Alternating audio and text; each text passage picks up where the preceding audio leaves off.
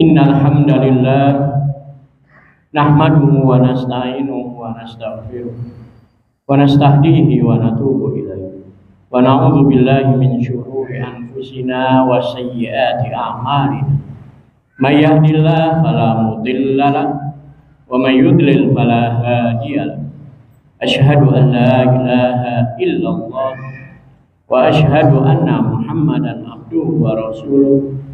Allahumma salli wa sallim wa barik ala habibina nabiyina Muhammad wa ala alihi wa sahbihi ajma'in, amma ba'd. Faqad qala ta'ala fi kitabihil karim, a'udzu billahi minasyaitonir rajim, ya ayyuhalladzina amanu taqullaha haqqa tuqatih wa la tamutunna illa wa antum muslimun. Wa qala ta'ala ya ayyuhan nasu taqu rabbakumul ladzi khalaqakum min nafsin wahidah wa khalaqa minha zawjaha wa batha minhuma rijalan katsiran wa nisaa'a wattaqullaha alladzi tasaaluna bihi wal arham innallaha kana 'alaikum raqiba. Wa qala ta'ala ya ayyuhalladzina amanu taqullaha wa qulu qawlan sadida yuslih lakum a'malakum wa yaghfir lakum dzunubakum wa may yuti'illaha wa rasulahu faqad faza fawzan 'azima. Alhamdulillah, jamaah sidang Jumat rahimakumullah. Mari kita tingkatkan syukur kita kepada Allah atas segala nikmat, karunia dan anugerahnya yang diberikan kepada kita dengan meningkatkan ketakwaan, meningkatkan ketaatan kepada Allah, dan meningkatkan keikhlasan dalam melaksanakan ibadah. Salawat dan salam terus kita haturkan pada baginda Nabi kita Muhammad sallallahu alaihi wasallam, pada keluarganya, sahabatnya, dan pengikutnya yang istiqomah. Jamaah rahimakumullah, Ramadan tinggal 20 harian lagi. Maka mari sama-sama kita bersihkan hati kita.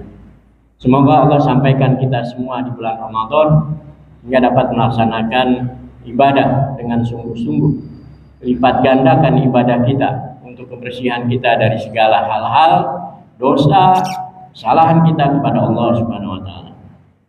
Jamaah rahimakumullah, dalam kesempatan Jumat ini khatib akan menyampaikan khutbah dengan tema singkat, menerapkan bacaan Al-Fatihah dalam kehidupan sehari-hari.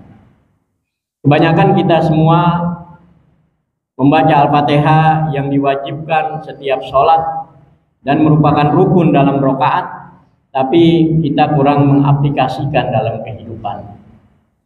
Padahal kesempurnaan kita sebagai manusia, jika kita betul-betul memahami kandungan Al-Fatihah, kemudian kita mengamalkan dalam kehidupan. Allah berfirman dalam 7 ayat yang diulang-ulang dan merupakan rukun dalam rakaat setiap sholat. Bahkan orang yang lupa Al-Fatihah harus menambah lagi rakaat untuk membaca Al-Fatihah jika dia sholat sendirian. Jika dia imam, demikian juga. Imam sholat zuhur, asar, jika lupa membaca Al-Fatihah, maka dia harus mengulang dengan memberikan isyarat, boleh kepada makmum tidak usah bangun, saya yang lupa. Maka makmum jika ada isyarat dari imam seperti ini tidak bangun, karena imam adalah pemimpin. Maka imam berdiri karena di rakaat kedua teringat bahwa dia tidak membaca Al-Fatihah. Jadi kalau kita menghayati ayat-ayat dalam Al-Fatihah, kita orang mukmin harus tawadhu, harus rendah hati sesama mukmin. Karena kita baca ulang-ulang setelah basmalah, alhamdulillahi rabbil alamin. Segala puji milik Allah, pencipta dan pengatur semesta alam. Berarti segala pujian milik Allah. Ar-Rahman Ar-Rahim, yang maha pengasih, maha penyayang.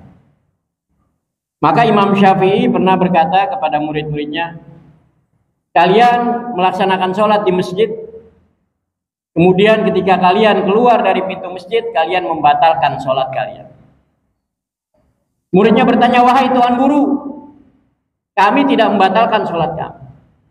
Bagaimana tidak? Kata Imam Syafi'i, kalian membaca Alhamdulillahirabbil alamin, tapi kalian membusungkan dada. Kalian sombong.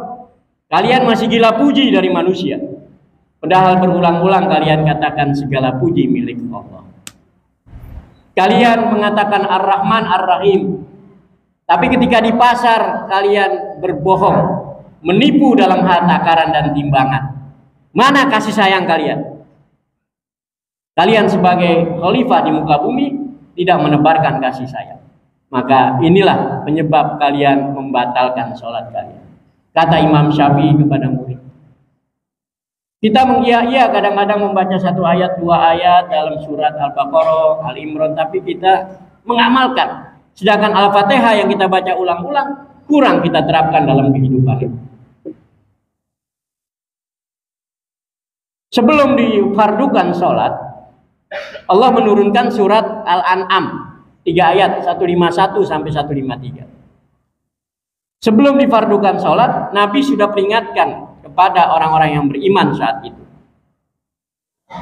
Qul ta'alau atlu ma harrama rabbukum alaikum an la tusyriku bihi syai'an. Katakan, hai kamu Muhammad, marilah aku sampaikan apa-apa yang diharamkan oleh Allah. Yang pertama, tidak boleh menyekutukan Allah dengan sesuatu apapun. Selalu perintah ya Allah yang pertama adalah tidak boleh menyekutukannya dengan suatu apa. Wabil walidaini ihsana, dan kalian harus berbuat baik kepada kedua orang tua. Wala taqtulu auladakum min imlaq, jangan kalian membunuh anak-anak kalian karena takut kelaparan, takut miskin. Nahnu narzuqukum wa iyyahum, kami yang beri rezeki kalian, kami juga yang beri rezeki mereka, anak-anak kalian. Kemudian Allah katakan, wala taqrabul fawahisha ma dhahara minha wa ma batan, jangan kalian mendekati segala perbuatan keji, baik secara terang-terangan maupun sembunyi-sembunyi, baik zahir maupun batin, baik sendirian maupun ramai-ramai, tidak boleh berbuat keji. Kemudian Allah berfirman, wala taqtulun nafsal lati harramallahu illa bil haqq, jangan kalian membunuh manusia satu jiwa pun yang diharamkan oleh Allah kecuali dengan benar. Dengan benar itu kondisi dalam perang, bentrok. Dengan benar kondisi penegakan hukum qisas jika ada pemerintahan. Dengan benar kondisi penegakan rajam kepada orang muhson yang melakukan zina. Orang yang telah menikah kemudian berzina dilakukan mati. Ini semua dengan benar. Selain itu haram. Ini sebelum difardukan sholat. Dzalikum wasaqum bihi la'allakum tattaqun. Yang demikian itu dia Allah mewasiatkan kepada kalian agar kalian ta'qilun, berpikir. Agar kalian berpikir. Menggunakan akal dalam hal tadi disebutkan 4. Jangan menyekutukan Allah, terus berbuat baik kepada kedua orang tua, jangan membunuh anak karena takut kelaparan, jangan mendekati perbuatan keji, baik terang maupun gelap, baik zahir maupun batin. Jangan membunuh satu jiwa pun kecuali dengan benar. Ini wasiat Allah agar kalian pikirkan. Lanjutan 152, wala taqrabu malal yatimi illa billati hiya ahsan. Jangan kalian mendekati harta anak yatim kecuali dengan tujuan lebih baik, hatta yablugha asyuddah, sampai batas waktunya, yaitu mereka balik segera kembalikan harta itu. Ini banyak kejadian di kita kalangan kaum muslimin. Seorang muslim paling tua punya adik kecil-kecil berhak memiliki harta dari warisan bapaknya, tapi dikelola oleh dia, dikuasai oleh dia. Banyak ini terjadi. Padahal harus segera dikembalikan. Maka Allah melarang jangan mendekati. Kalaupun tujuan lebih baik, silakan kelola, kemudian kembalikan ketika anak-anak itu sudah balik. Kemudian wa'uful kaila wal mizan bil qist. Sempurnakan takaran dan timbangan dengan adil. La nukallifu nafsan illa wus'aha. Kami tidak memaksa satu jiwa kecuali sesuai dengan kemampuannya. Wa idza qultum fa'dilu walau kana dza qurba. Apabila berkata kalian harus adil meskipun kaitannya dengan kerabat yang kena pidana. Wa idza qultum fa'dilu walau kana dza qurba. Wa bi ahdillahi aufu, dan dengan janji Allah penuhi. Ini konsekuensi iman. Janji dengan Allah harus dipenuhi. Dzalikum wasaqum bihi la'allakum tadzakkarun. Yang demikian itu Allah mewasiatkan kepada kalian agar kalian mengingat-ingat, mengambil pelajaran.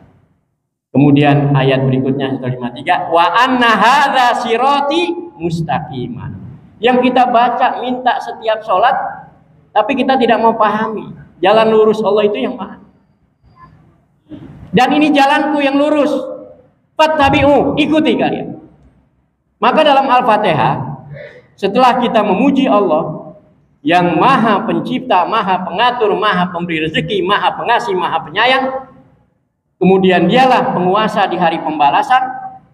Sahabat jika baca Maliki Yaumiddin banyak yang menangis dengan dosa-dosa yang dilakukan sebelum mengerjakan sholat. Itu sahabat mengena di hati. Kita kurang sadar dalam membaca Al-Fatihah, kurang menerapkan dalam kehidupan. Maliki Yaumiddin, hari raja di hari pembalasan.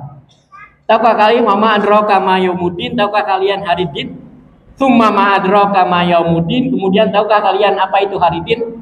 Yauma la tamliku nafsun li nafsin syai'a wal amru yauma idzin lillah. Pada hari di mana satu jiwa tidak berkuasa atas jiwa yang lain. Semua urusan Allah yang menangani.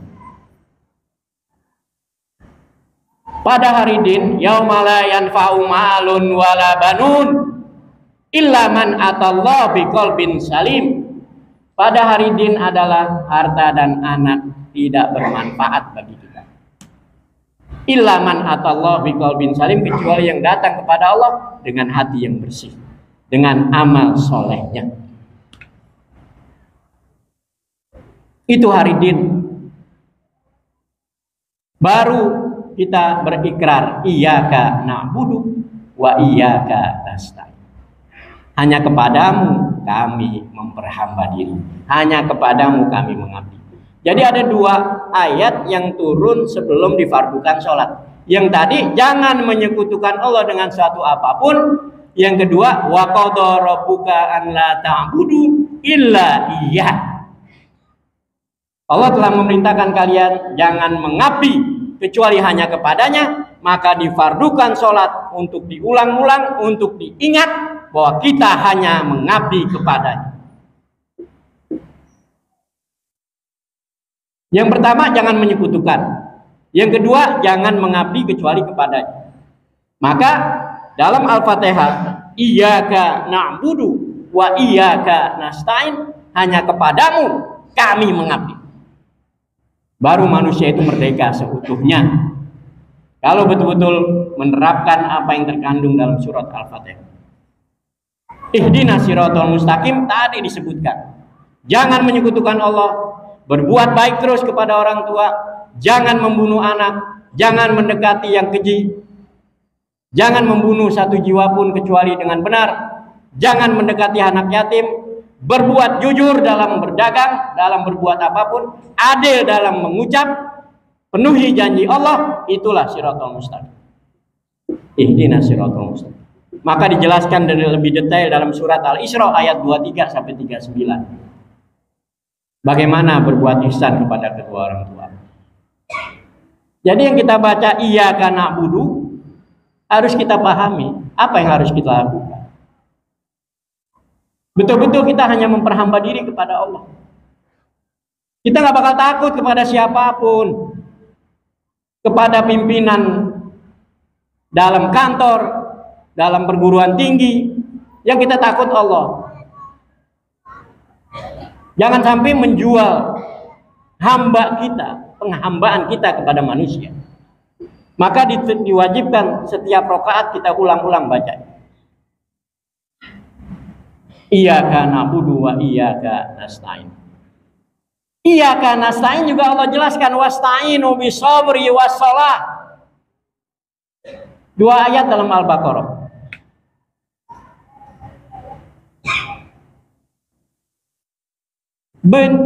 Jadikan sabar dan sholat pertolongan bagi kalian. Langsung Allah sudah jelaskan. Sabar dalam Al-Quran dijelaskan kita tidak boleh lesu, tidak boleh lemah, pantang menyerah. Itu sabar. Punya pandangan ke depan yang jauh dan selalu optimis. Sholat selalu ingat Allah, berdoa kepada Allah, memohon kepada Allah. Maka jadikan sabar dan sholat sebagai pertolongan bagi kalian. Pertama yang Allah jawab dari wa iyyaka nasta'in, jadikan. Ihdinas siratal mustaqim siratal ladzina an'amta 'alaihim. Jalan orang-orang yang kamu telah beri nikmat, dijelaskan juga dalam An-Nisa ayat 69, yaitu para nabi, para siddiqin, para syuhada, para solihin, orang-orang yang diberi nikmat. Kadang-kadang kita bisa seperti para nabi, membela, menunjukkan kebenaran kepada siapapun. Kadang-kadang kita sebagai pendamping membenarkan, seperti Abu Bakar Siddiq. Kadang-kadang kita sebagai syuhada, seperti Umar, Utsman, Ali, mati dalam menghadapi, membela kebenaran. Kadang-kadang kita sebagai solihin, berjuang iya, berkorban iya, tapi tidak mati. Matinya di tempat tidur seperti Khalid bin Walid. Jadilah kita seperti mereka dalam kehidupan ini. Baru kita mendapatkan nikmat. Dan orang-orang soleh ini yang akan menikmati warisan bumi. Firman Allah berbunyi, wa ana ibadiyas sholihin wa yarisul al-ardo ibadiyas sholihin. Yang mewariskan bumi adalah hamba-hambaku yang soleh. Yang membenarkan kehidupan adalah para nabi, siddiqin, syuhada. Dan yang melanggengkan mereka para orang-orang soleh yang terus menebarkan keadilan, kemakmuran, kesejahteraan dalam kehidupan. Jamaah sidang Jumat rahimakumullah, maka mari kita betul-betul memahami kandungan surat Al-Fatihah, dan kita selalu dalam sholat itu bentuknya kami kebersamaan. Jadi kalau ada orang sombong mengatakan saya paling benar, saya paling khusyuk, saya paling soleh, itu tidak sesuai dengan Al-Fatihah. Karena kita mengatakan iyyaka na'budu wa iyyaka nasta'in. Kami kebersamaan. Saling merangkul di masjid, saling mempersilakan masuk ke dalam shaf. Karena Allah mengatakan sebaik-baik kamu dalam sholat, ahasinukum fis sholat alyanukum aktafan. Atau kama qala Nabi. Yang paling bagus kalian dalam sholat, yang paling lembut pundak. Mempersilahkan saudaranya masuk ke dalam barisan. Maka dalam hadis nggak ada yang paling bagus di antara kalian yang paling banyak sholatnya, enggak. Tapi yang paling bagus akhlak. Yang paling sempurna iman kalian, yang paling bagus akhlak.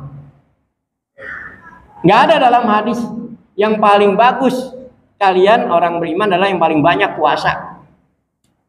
Tapi hasil dari puasa dan sholat terbentuk dalam pribadinya. Abdullah bin Amr bin As ketika hadir di masjid bersama Nabi, masuk seorang Ansor dengan jenggotnya basah, tangan trompa sendalnya di tangan kiri, kata Nabi, huwa min ahlil jannah. Besok lagi diulangi Nabi, huwa min ahlil jannah. Besok Nabi kata lagi, huwa min ahlil jannah. Abdullah bin Amr bin As ini seorang sahabat yang penasaran, selalu ingin meniru Nabi. Apa yang dikatakan Nabi? Akhirnya dia bilang sama, wahai saudaraku, aku ingin bermalam di rumahmu. Karena hubunganku tidak kurang baik dengan orang tuaku. Dia berbohong supaya tahu apa yang diamalkan. Karena Nabi mengatakan dia ahli surga. Ternyata selama 3 hari dia tidur tidak bangun malam, tidak sholat tahajud. Tapi kenapa Nabi bilang ahli surga? Akhirnya penasaran, apa yang kamu lakukan? Sehingga Rasul sampai mengatakan kamu min ahli jannah. Ya, kamu lihat. Ternyata akhirnya dia terus terang mengatakan, aku tidak punya urusan dengan orang. Sebelum tidur segala kesalahan, sifat dengki, marah, emosi kepada orang aku bersihkan. Kemudian setiap gerak di tidur selalu zikir kepada Allah. Kadang-kadang istighfar, kadang-kadang tasbih. Jadi apa yang dibaca dalam sholat terrealisasi dalam kehidupan. Setiap gerak tidur dia mengingat Allah, zikir, astagfirullah. Inilah orang yang Nabi katakan masuk surga. Untuk ibadah sholatnya yang wajib dikerjakan semua. Yang sunnah kadang-kadang. Harusnya kita sekarang yang lebih mengerjakan wajib dan ditambah hampir sunnah kita kerjakan semua, lebih baik dari orang itu. Dari orang Ansor. Ternyata kenyataannya tadi. Apa yang dikatakan Imam Syafi'i. Masih berani berbohong, masih curang, masih busung dada dan sombong. Mana aplikasi surat Al-Fatihah yang kita baca setiap sholat, setiap rakaat. Semoga Allah membersihkan hati kita dan memandaikan kita dalam menghadapi Ramadan yang akan datang insyaallah. Dan Allah panjangkan umur kita dan berikan kesehatan kepada kita. Barakallahu li wa lakum fil Qur'anil azim wa nafa'ani wa iyyakum bima fihi minal ayat wa dzikril hakim.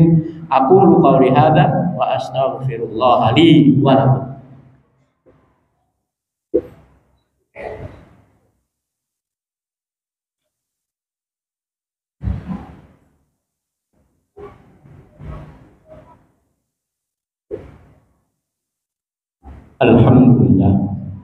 Alhamdulillahilladzi arsala rasulahu bil huda wa dinil haq liyudhhirahu 'ala dini kulli wa kafa billahi shahida. Asyhadu an la ilaha illallah wa asyhadu anna Muhammadan abduhu wa rasuluh. Allahumma shalli 'ala Muhammad wa 'ala alihi wa sahbihi ajma'in. Amma ba'd. Fa ya ibadallah, usini wa iyyakum bitaqwallah faqad fat al-muttaqun. Jamaah salat Jumat rahimahumullah. Sebelum kita membaca doa di khutbah kedua ini, khatib menyampaikan bahwa di dalam Al-Fatihah kita baca kekamian, kami, kebersamaan. Maka kedepankan persatuan dan kesatuan. Tawadhu itu kunci untuk kita saling menyayangi. Rendah hati kita kepada sesama mukmin ini adalah pilihan Allah. Karena Allah akan memilih satu kaum yang Allah cinta mereka cinta kepada Allah. Yang pertama adalah adzillatin 'alal mu'minin, rendah hati kepada orang mukmin. Kalau kita bersatu, tidak ada musuh yang bisa mengalahkan kita. Mari kita kedepankan persatuan dan kesatuan dengan memahami kandungan Al-Fatihah yang harus dibaca iyyaka na'budu wa iyyaka nasta'in. Saya bacakan beberapa pesan dari 4 imam mazhab bahwa mereka semua tawadhu. Mereka selalu mengajak kita untuk bersatu. Imam Hanafi dalam makolahnya, jika perkataan saya menyalahi kitab Allah dan hadis Rasul, maka tinggalkan perkataan saya.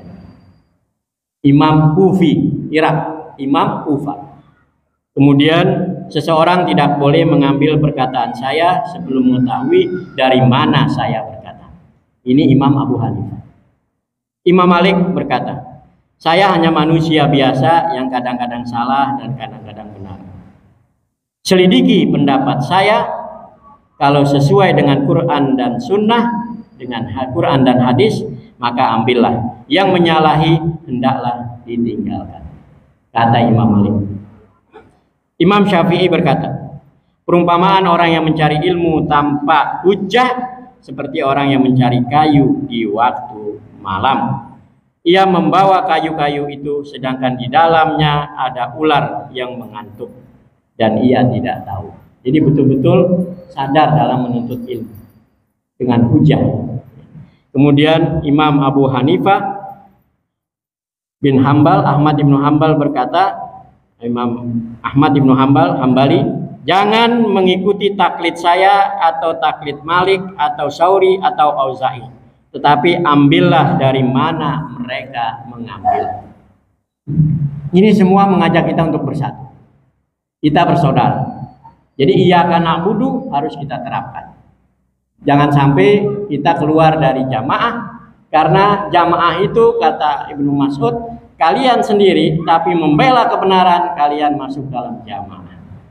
kalian sendiri, tapi kalian membela agama Allah, kalian masuk dalam jamaah. Maka mari kita terus belajar dan tingkatkan ya kesempurnaan ibadah kita, semata-mata kita mengharap dengan Allah. Dan innamal mu'minuna ikhwah, orang mukmin harus bersaudara. Ini yang kita katakan harus harga mati. Innamal mu'minuna ikhwah fa aslihu bainahum. Terus diadakan perbaikan dan islah. Sekarang emang kalau kita baca di media sosial selalu menyebar keburukan satu kelompok dilakukan oleh 3 orang, kita mencaci maki nama jamiah atau kelompok. Satu kelompok 2 orang melakukan kejahatan, kita jelekkan organisasinya. Ini salah. Harusnya oknum. Jangan kita pecah belah dengan tipuan-tipuan yang ada, dengan pakaian gaya Islami, kemudian melakukan hal-hal yang tidak sesuai dengan Islam. Jangan kita melihat organisasinya, tapi oknum perorangan. Jadi pertahankan persatuan dan kesatuan, jangan sampai meruncing ya di antara kita untuk bermusuhan.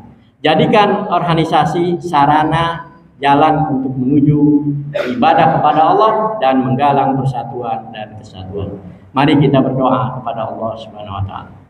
Innallaha wa malaikatahu yusholluna 'alan nabi ya ayyuhalladzina amanu shallu 'alaihi wa sallimu taslima. Allahumma shalli wa sallim wa barik ala nabiyyina Muhammad wa ala alihi wa sahbihi ajma'in.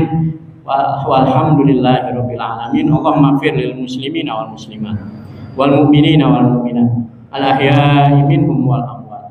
Allahumma arinal haqqa haqqan warzuqna ittiba'ah wa arinal batila batilan warzuqna ijtinaba. Allahumma inna ala dzikrika wa syukrika wa husni ibadatik.